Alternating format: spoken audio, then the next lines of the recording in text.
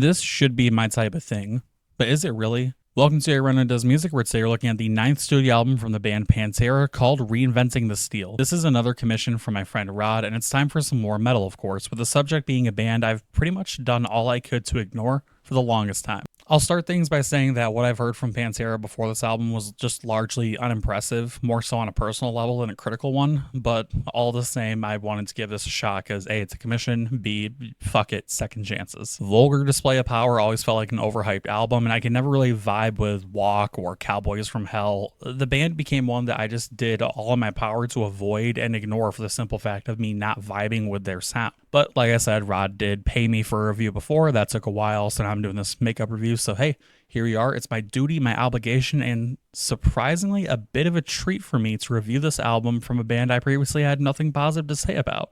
So here's some positive things. If I'm being completely honest, outside of the ever reminiscent, ever noticeable Walk, I've blocked out any and all memory of previous Pantera work, which I think is helpful in this review to a certain degree, because it lets me look at this album with fresh ears and eyes.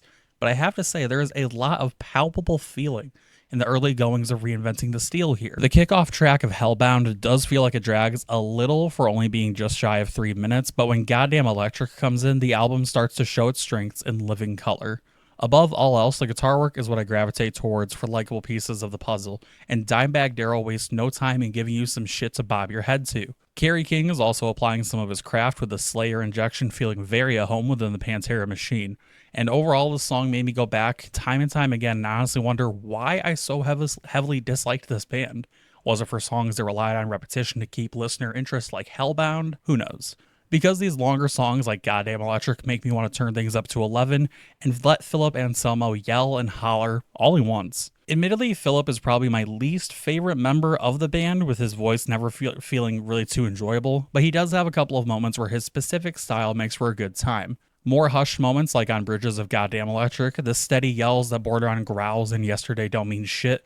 Both sides of the coin are nice, but I think Anselmo shows off his strength the best on the instrumentally unique but vocally straight-lined It Makes Them Disappear. He does go for some heavier moments on the track, often like with the call-outs of Gone, Gone, Gone, but the straight-on singing he does resonates with me much more than any of the screaming he does on the rest of the album. Speaking of It Makes Them Disappear, this song has a lot of moments where I physically paused and had to double-check and double back because of left field and generally odd sections, but one member maintained their power and promise the entire track and had me listening in for their parts specifically, that being the drummer Vinnie Paul.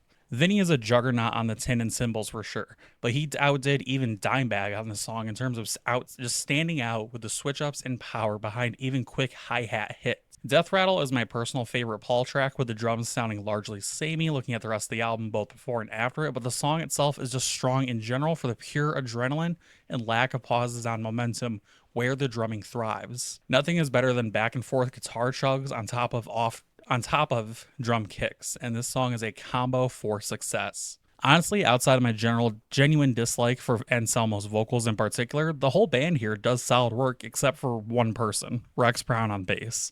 I just could not for the life of me pick out him on any song off this album. Maybe it's because he was buried under 6 feet of Dimebag riffs, but all the same, it was difficult to find his bass guitar inside this pile of music, leaving me to just have nothing special to say about him. Overall, Reinventing the Steel has made me rethink many previous opinions I've had on this band, because why was I so violently anti-Pantera when songs like this have some of the best drumming and guitar of the early 2000s in it? Maybe it's just vulgar display and other stuff that I don't like, but we'll never know because I have no plans to come back to Pantera unless someone else commissions me, honestly, even with this album being pretty good. And the album is pretty good, with a firm spotlight on Dimebag Darrell above all else, whether intentional or unintentional. And for these reasons, Reinventing the Steel gets a 7.9 out of 10. And that's a review. Let me know what you guys think down in the comments below. Hopefully videos are back on a decent clip again here on the album. That is really on the channel. That's really the hope, but life happens, shit happens. We're going to have to wait and see what happens. Thank you guys for listening or watching. Hope you're having a good day. I hope you're staying hydrated. I'll see you next time.